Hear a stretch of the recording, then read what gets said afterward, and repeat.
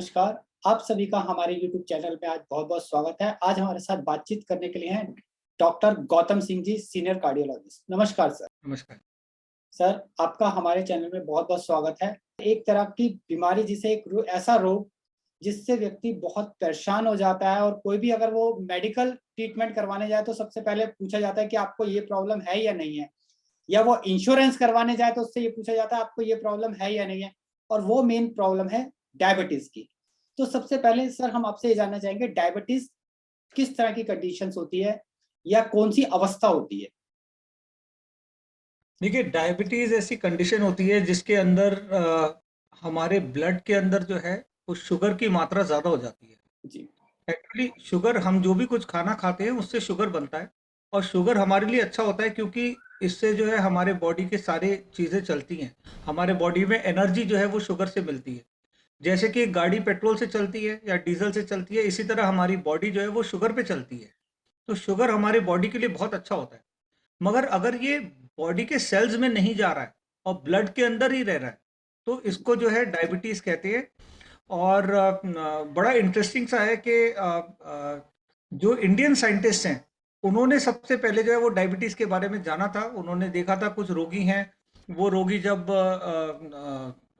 उन रोगी ने जब यूरिन किया, तो उसके ऊपर जो है चींटियाँ अट्रैक्ट हुई और उससे इसका नाम मधुमेह रखा गया, डायबिटीज़ जिसको इंग्लिश में आप बोलते हैं। और पूरी दुनिया भर के अंदर लोग जो है वो जो डायबिटीज़ के बारे में जानते हैं, उसकी शुरुआत इंडियन साइंटिस्ट ने की थी। उसके बाद आपने बिल्कुल सही बोला कि इंश्योरेंस कंपनीज ने ये नोट किया कि जो लोगों को डायबिटीज़ है, कुछ हद तक ये देखा जा रहा है कि उन लोगों के अंदर जो है वो मोर्टेलिटी ज़्यादा हो जाती है, डेथ उन लोगों में ज़्यादा होती है जिनमें डायबिटीज़ होती है। तो ये इंश्योरेंस कंपनीज ने अराउंड 1940 के आसपास जो है इसको नोट किया था। और उसके बाद इंश्योरेंस कंपनी ने जो है इसके ऊपर एक स्पेशल पाबंदी लगा दी थी कि जिसको डायबिटीज़ होगी उसको इंश्योरेंस या तो महंगा मिलेगा या नहीं मिलेगा। और तब उसके बाद जो है वो पूरी दुनिया के अंदर जो है डायबिटीज़ के ऊपर रिसर्च और तगड़ी हो गई और जानकारी के बारे में जो है वो लोगों ने पता करना शुरू किया और वहाँ से जो है वो डायबिटीज़ की बीमारी निकल के पूरी दुनिया में जो है वो आ गई है। और अनफॉर्चुनेटली इंडिया के अंदर जो है वो डायबिटीज़ बहुत रैम्पेंट है, बहुत ज़्यादा है।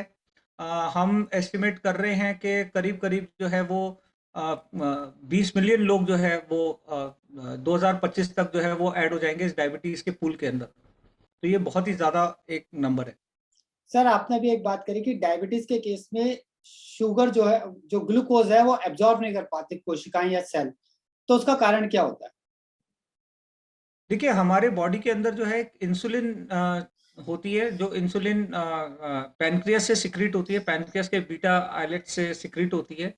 और वहाँ से जब ये ब्लड के अंदर जाती है, तो ये सेल्स के ऊपर जो रिसेप्टर होता है, उस रिसेप्टर पे अटैच हो जाती है और वो रिसेप्टर का एक तरह से आप समझिए कि दरवाज़ा खुल जाता है, जिससे शुगर उस सेल में जा सकती है। तो प्रॉब्लम ये होती है कि शुगर ब्लड के अंदर है, सेल को भूख लगी है, सेल शुगर लेना चाहता है, मगर जो इंसुलिन है वो प्रॉपर्ली उस सेल से या तो अटैच नहीं हो पाता या इंसुलिन नहीं है। जैसे टाइप 1 डायबिटीज़ के अंदर इंसुलिन नहीं होता या इंसुलिन रेजिस्टेंस हो जाता है कि इंसुलिन है मगर फिर भी काम नहीं कर रहा है उस सेल्स के ऊपर। तो वो मेन प्रॉब्लम होती है डायबिटीज़ के अंदर।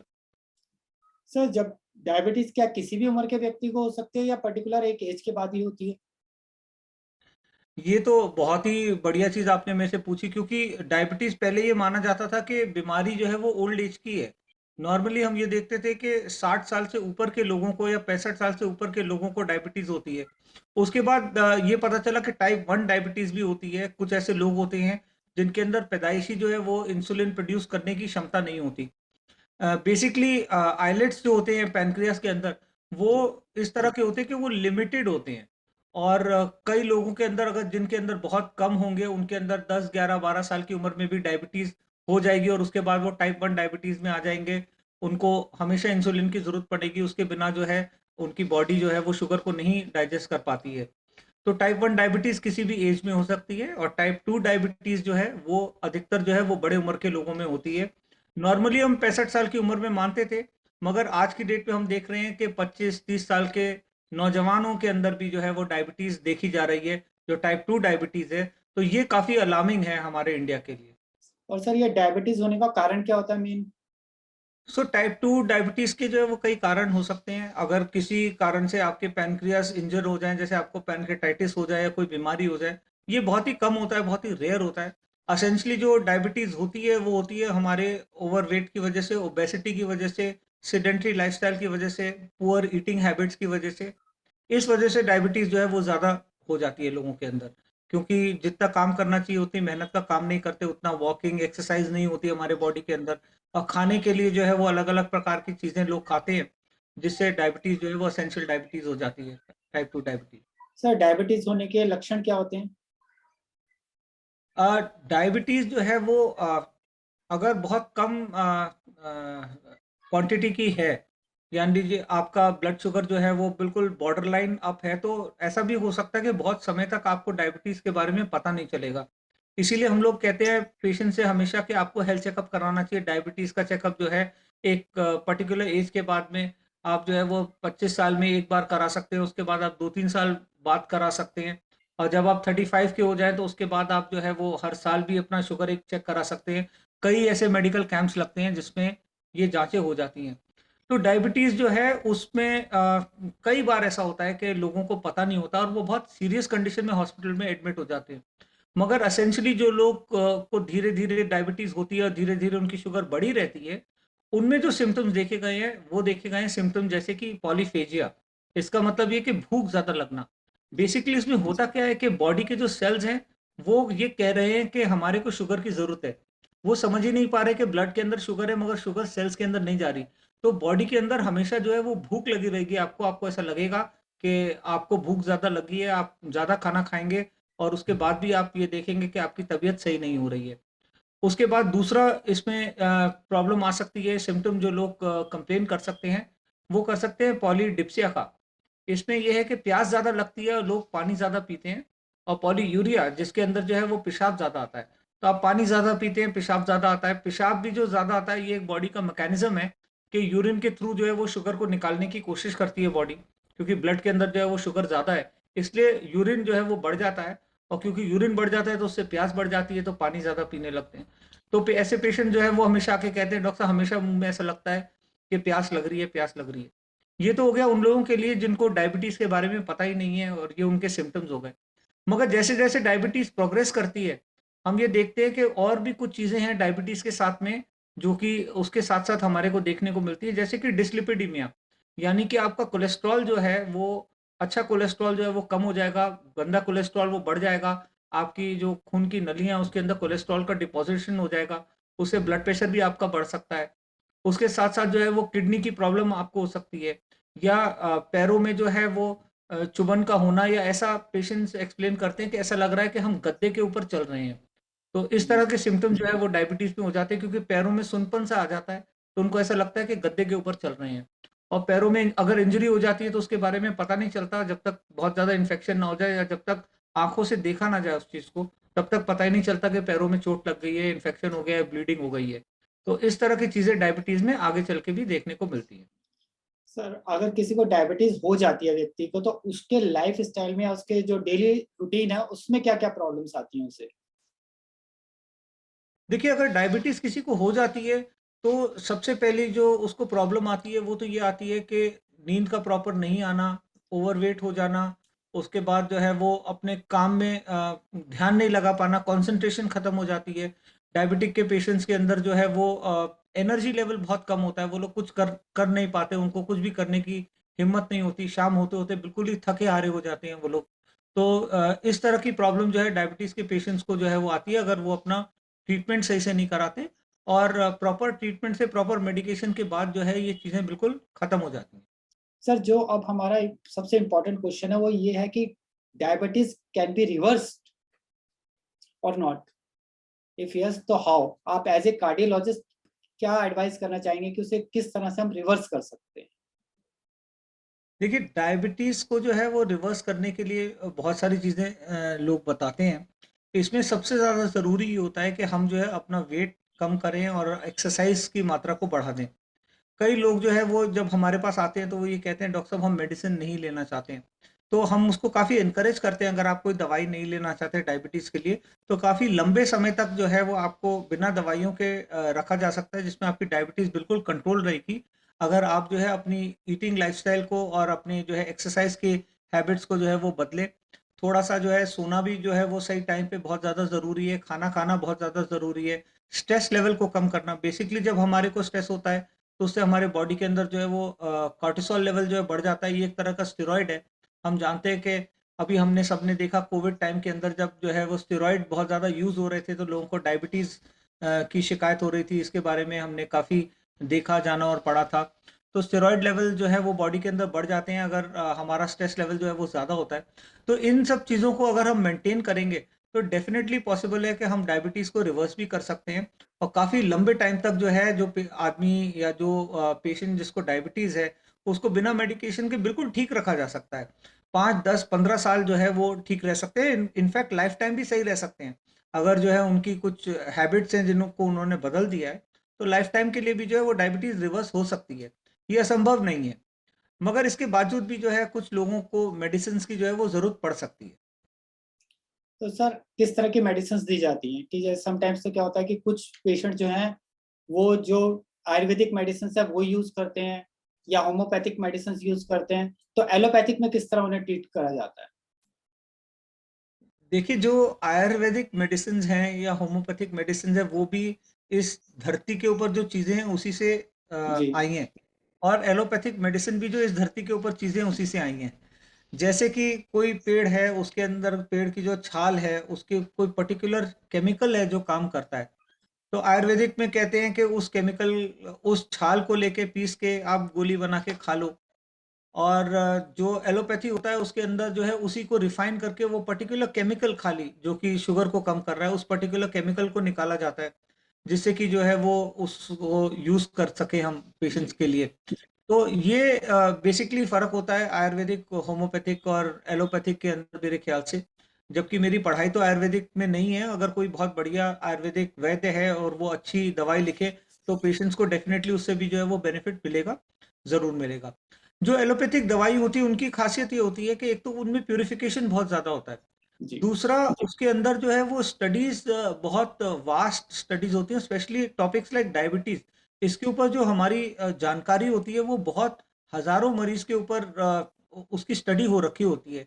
हमें ये पता होता है एग्ज़ैक्टली कि इस दवाई को देने में अगर 10,000 लोगों को दोगे तो 900 लोगों में इसमें ये फ़ायदा होगा, 2,000 लोगों में ये फ़ायदा होगा और अधिकतर 9,999 लोगों में ये फ़ायदा होगा। या उसमें हमें ये भी पता होता है कि इसमें 4 पेशेंट में ये दिक्कत आ सकती है, 5 पेशेंट में ये दिक्कत आ सकती है। तो ये स्टडी जो है कई हज़ारों पेशेंट्स की स्टडी होती है और कई सालों की ये स्टडी होती है, जिससे दवाइयों के बारे में जो है वो बहुत एक्यूरेटली हम जान सकते हैं। तो डायबिटीज़ की मेडिसिन जो है वो दिन में 3 बार की भी आती हैं, कुछ खाने से पहले की होती हैं, कुछ दवाइयाँ खाने के बाद की होती हैं। दवाइयाँ जो हैं वो दिन में 2 बार की भी हो सकती है, दिन में 1 बार की भी हो सकती है। अब कुछ दवाइयाँ ऐसी आ रही हैं जो हफ्ते में 1 बार की हैं। जैसे कि इंसुलिन का इंजेक्शन पहले कहते थे दिन में 3 बार लगाना है, फिर जी, 2 बार का आ गया, फिर 1 बार का आ गया, अब हफ्ते में 1 बार का भी इंसुलिन का इंजेक्शन आ गया है। तो इस तरह की डेवलपमेंट डायबिटीज़ में हुई है। अभी रिसेंटली जो डायबिटीज़ में डेवलपमेंट हुई है वो है कंटीन्यूअस मॉनिटरिंग की। इसमें एक छोटा-सा डिवाइस होता है, ₹1 के सिक्के बराबर, जिसको हाथ में अटैच कर सकते हैं हम और आपके मोबाइल को जब भी उसके पास ले जाएँगे वो बताएगा आपकी शुगर कितनी है। तो आपको बार-बार शुगर चेक करने की ज़रूरत नहीं है, आप खाली मोबाइल को जो है उसके पास ले जाएँगे, उसके ऊपर हिलाएँगे, तो आपको ये पता चल जाएगा कि आपकी शुगर कितनी है। तो आप ये देख सकते हैं कि कौन से पर्टिकुलर खाने से आपकी शुगर बढ़ रही है और आप उस चीज़ को अवॉइड कर सकते हैं। जैसे मान लीजिए कि खाने में जो है कुछ लोग चावल ज़्यादा खाते हैं या रोटी ज़्यादा खाते हैं या आलू ज़्यादा खाते हैं या फॉर दैट मैटर जो भी चीज़ है, उसको वो लोग आइडेंटिफ़ाई कर सकते हैं या उनके लंच के बाद ज़्यादा बढ़ती है तो अपने लंच को डिवाइड कर सकते हैं 2 मील्स के अंदर अगर उनको भूख ज़्यादा लगती है तो। तो इस तरह की जो है वो काफ़ी ज़्यादा प्रोविज़न्स हो सकती हैं, जिससे आपको एक अच्छा डाइट प्लान, एक अच्छा एक्सरसाइज़ प्लान, एक बेसिकली एक दिन का जो टाइम टेबल है, अगर उसको अच्छा करा जाए, तो ये बहुत ही ज़्यादा संभव है कि आप डायबिटीज़ को जो है वो बहुत अच्छे से कंट्रोल कर सकते हैं। जो डायबिटीज़ की दवाइयाँ हैं, उसमें 3 प्रकार की बेसिकली 3-4 प्रकार की दवाई होती है। एक दवाई ऐसी होती है जो हम खाना खाने से पहले खाते हैं और जब हम उसके बाद खाना खाते हैं तो वो हमारे खाने के अंदर जो शुगर है, जो जी, सिंपल शुगर है, उसको कॉम्प्लेक्स कर देती है या जो कॉम्प्लेक्स शुगर है उसका अब्ज़ॉर्प्शन स्लो कर देती है। तो इससे क्या होता है कि धीरे धीरे धीरे खाने में से जो है वो शुगर ब्लड के अंदर अब्जॉर्ब होती है, और जब तक वो अब्जॉर्ब होती है तब तक इंसुलिन जो है वो अपना पूरा काम जो है वो करता रहता है। तो इस तरह की मेडिसिन है। एक तरह की मेडिसिन जो है वो इस तरह की है कि जिसके अंदर जो हमारा जो इंसुलिन है जो हमारे बॉडी में ही बन रहा है, वो ज़्यादा अच्छा सेंसिटिव हो जाता है और ज़्यादा अच्छा काम करने लगता है। आजकल जो दवाइयाँ आ रही है उनके कुछ इस तरह की दवाइयाँ बन रही है कि जिनके साइड इफ़ेक्ट्स भी हमारे को फ़ायदा देते हैं। जैसे ऐसी दवाइयों का साइड इफ़ेक्ट ये है कि वज़न कम हो जाता है। तो अधिकतर डायबिटीज़ जो है वो मोटे लोगों को होती है, अगर उनका वज़न भी साथ में कम हो जाता है, तो ये तो बहुत ही फ़ायदे की बात हो गई। तो साइड इफ़ेक्ट्स भी जो है वो बेनिफिशियल हो जाते हैं। मगर एक जो है वो जो दवाई होती है जो पहले ज़माने में बहुत यूज़ करते थे और थोड़ा-सा हम उसको अब अवॉइड करते हैं। वो दवाई इस प्रकार की होती है कि वो हमारे इंसुलिन को जो है वो सिक्रीट कराती है, यानी हमारे पैनक्रियाज़ को जो है एक तरह से चाबुक मारती है कि भई और इंसुलिन बनाओ। और पैनक्रियाज़ ज़्यादा से ज़्यादा इंसुलिन बनाने की कोशिश करते हैं, और जैसे मैंने शुरुआत में बताया कि इंसुलिन जो है वो लिमिटेड होते हैं हमारे बॉडी के अंदर, जो ये पैनक्रियाज़ के आइलेट्स है ये लिमिटेड है। ये एक बार एग्ज़ॉस्ट हो जाएँगे तो उसके बाद ये इंसुलिन नहीं बनाएँगे। तो उससे जो है वो एग्ज़ॉस्ट जल्दी हो जाते हैं और उससे जो है फिर जल्दी आदमी को जो है इंसुलिन पे आना पड़ता है। मगर आजकल की जो आधुनिक दवाइयाँ हैं, अगर उसके साथ-साथ थोड़ा-सा परहेज़ और थोड़ा-सा जो है वो एक्सरसाइज़ किया जाए, तो लगभग-लगभग जो है पेशेंट्स को इंसुलिन की ज़रूरत बहुत कम पड़ती है। सर, हम आपसे ये जानना चाहेंगे, अभी आपने डाइट की बात करी, तो जो कोई डायबिटिक पेशेंट है, उसके लिए डाइट प्लान किस तरीके का होना चाहिए? जो डायबिटिक पेशेंट है उनको स्पेशली मैं हमेशा ये कहता हूँ कि खाने को आप जो है वो इस प्रकार से मत देखिए कि दाल चावल सब्जी रोटी मीठा नमकीन दही। आप खाने को जो है वो 3 कैटेगरी में डिवाइड करिए कि क्या कार्बोहाइड्रेट है, क्या प्रोटीन है और क्या फैट है। आप एक बार अगर इस मेथोडोलॉजी पे आ जाएंगे तो हमेशा हम जो है वो खाने में कभी गलती नहीं करेंगे और हमेशा जो है वो सही हमारा अंदाजा बैठेगा। हमें खाने में देखना चाहिए कि कार्बोहाइड्रेट क्या है और कार्बोहाइड्रेट को कट करना चाहिए। एक तरह से देखा जाए तो हम जितना भी खाना खाते हैं, हिंदुस्तानी डाइट हम जितना भी खाते हैं, स्पेशली वेजिटेरियन डाइट, वो लगभग-लगभग 90% जो है वो कार्बोहाइड्रेट डाइट होती है। हम देखते हैं कि लोग जो है वो सब्जी खाते हैं, रोटी खाते हैं, दाल खाते हैं, चावल खाते हैं घर में। अधिकतर जो है वो मरीज़ आके यही कहते हैं, डॉक्टर साहब हम तो बाहर का भी नहीं खाते, 2 बिस्किट सुबह खा लेते हैं चाय के साथ, दाल चावल सब्जी रोटी दोपहर को, और दाल रोटी या सब्जी रोटी जो है वो शाम को। तो इसके अंदर जो दाल है उसके अंदर थोड़ा बहुत प्रोटीन होता है, बाकी तो सारा जो है हम कार्बोहाइड्रेट ही खा रहे हैं। मगर इसमें कुछ कार्बोहाइड्रेट है जिसको हम एनकरेज भी करते हैं, जैसे कि सलाद हो गया, सलाद भी कार्बोहाइड्रेट होता है मगर उसको हम एनकरेज करते हैं क्योंकि उसके अंदर फाइबर ज़्यादा होता है। अगर किसी भी कार्बोहाइड्रेट वाली चीज़ के अंदर फाइबर ज़्यादा होगा, तो वो एक तरह से हमारे को बेनिफिट भी करेगा क्योंकि वो डायबिटीज़ को कम करता है। तो हम इसलिए जो है वो डायबिटिक पेशेंट्स को कहते हैं कि सलाद और सब्जी आप ज़्यादा खाइए। दूसरी चीज़ ये है कि हम इस चीज़ को कन्फ्यूज़ करते हैं कि अगर जो है वो खाने के साथ जो है वो बहुत ज़्यादा थोड़ा बहुत फैटी है, तो वो हमारे को नुकसान देगा। अगर हम जो है वो कार्बोहाइड्रेट के साथ फैट लेते हैं, तो हम ये देखते हैं कि उसका अब्ज़ॉर्प्शन जो है वो स्लो हो जाता है कार्बोहाइड्रेट का। और अगर हम कार्बोहाइड्रेट प्योर लेते हैं, प्लेन कार्बोहाइड्रेट लेते हैं, उसके साथ फैट नहीं लेते, तो हम देखते हैं उस कार्बोहाइड्रेट का अब्ज़ॉर्प्शन जो है वो बढ़ जाता है, ज़्यादा अब्ज़ॉर्ब हो जाता है वो कार्बोहाइड्रेट। तो अगर हम खाने को नॉर्मल खाने को ये डिवाइड करें कि कार्बोहाइड्रेट, प्रोटीन और फैट क्या है, तो हमें देखना चाहिए कि प्रोटीन की मात्रा हमारी जो है वो कम से कम जो है वो 80 ग्राम से लेके 170 ग्राम तक जो है वो दिन के अंदर प्रोटीन की मात्रा होनी चाहिए। कार्बोहाइड्रेट की मात्रा को हमें कम करना चाहिए, कोशिश करना चाहिए कि 20 ग्राम से जो है वो कम कार्बोहाइड्रेट की मात्रा को रखें।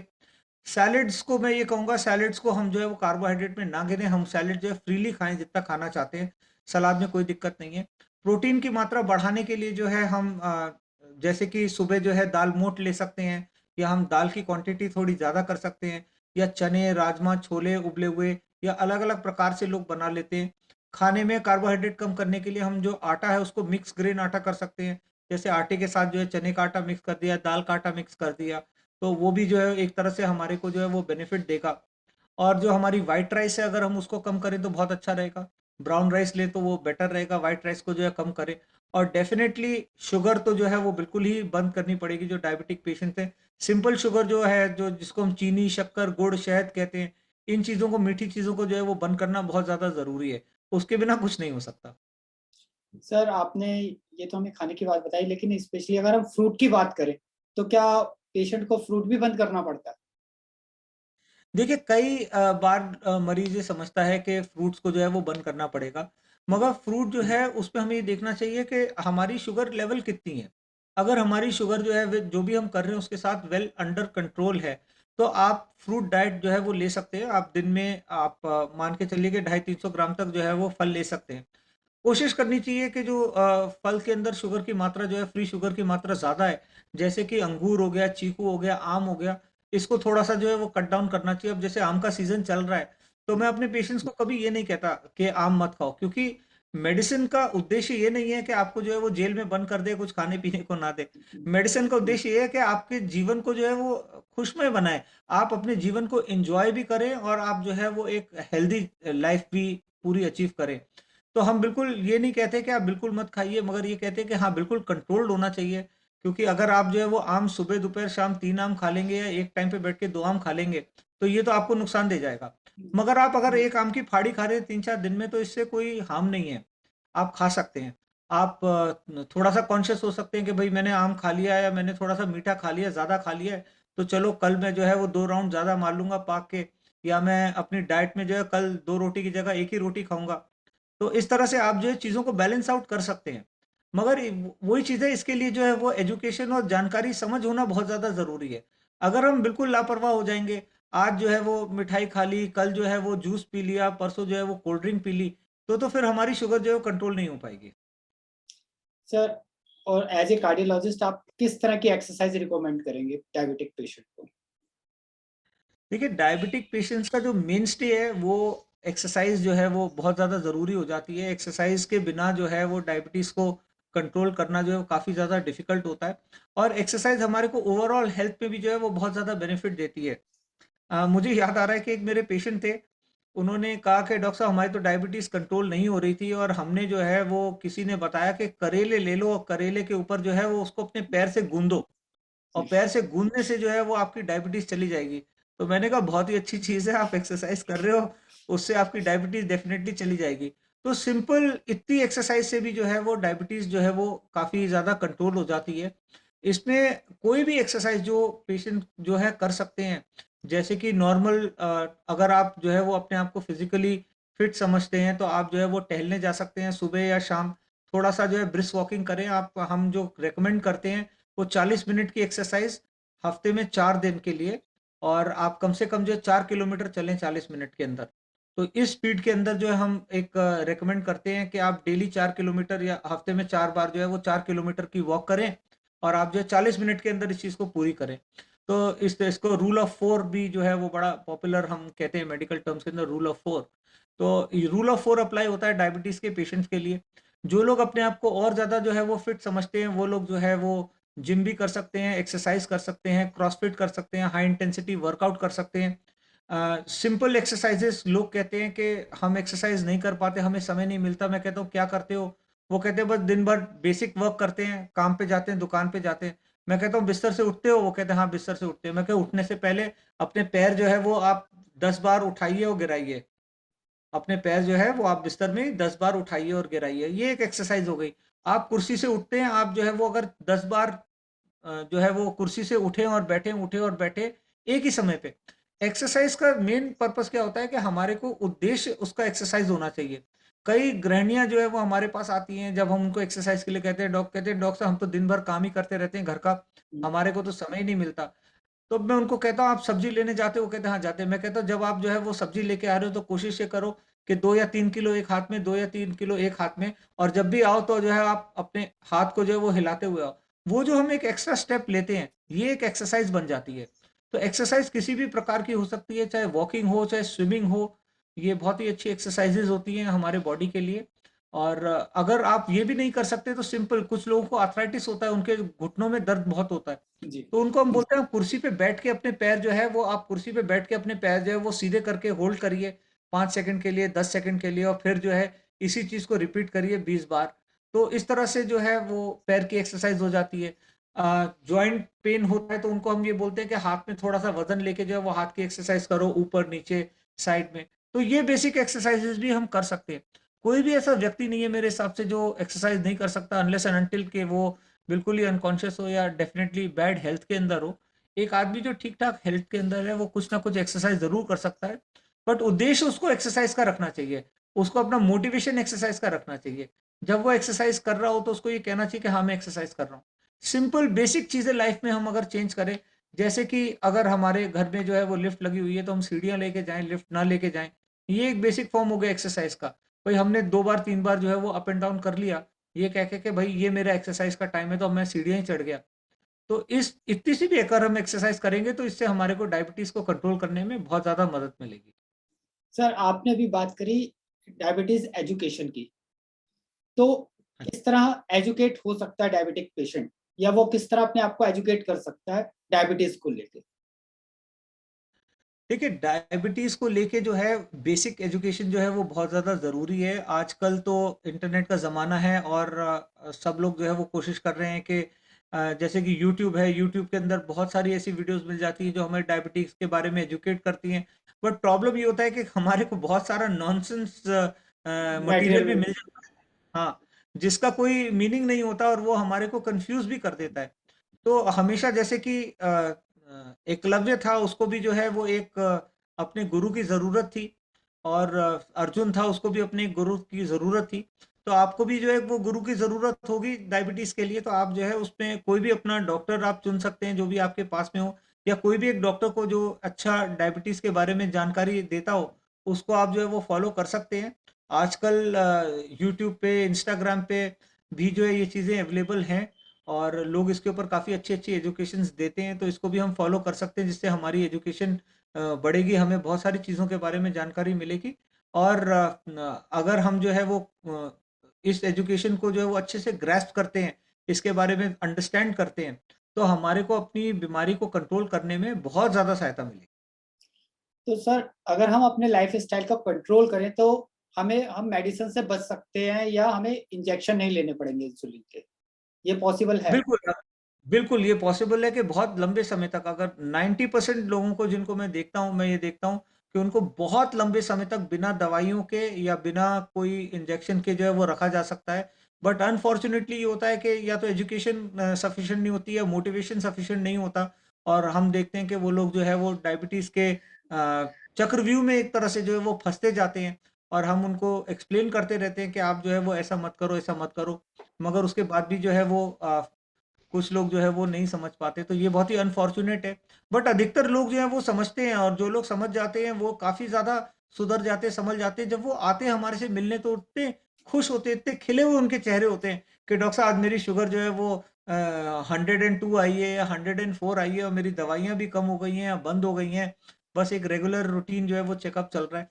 तो it is very encouraging for us. Sir आपने हमें डायबिटीज के बारे में बहुत अच्छी जानकारी दी और ये भी बताया कि डायबिटीज से आप किस तरह बच सकते हैं और मेडिसिन से भी बच सकते हैं, कि हमें काफी लंबे समय तक मेडिसिन या इंजेक्शन ना लेने पड़े। इस जानकारी देने के लिए सर आपका बहुत बहुत धन्यवाद। और हम अपने दर्शकों से चाहेंगे जो डॉक्टर साहब ने आपको बताया उसे ध्यानपूर्वक सुने और अपने आप को एजुकेट करें डायबिटीज को लेके, ताकि आप काफी लंबे समय तक मेडिसिन और इंजेक्शन से बच सके। Thank you sir, thank you very much sir. Thank you very much. Thank you.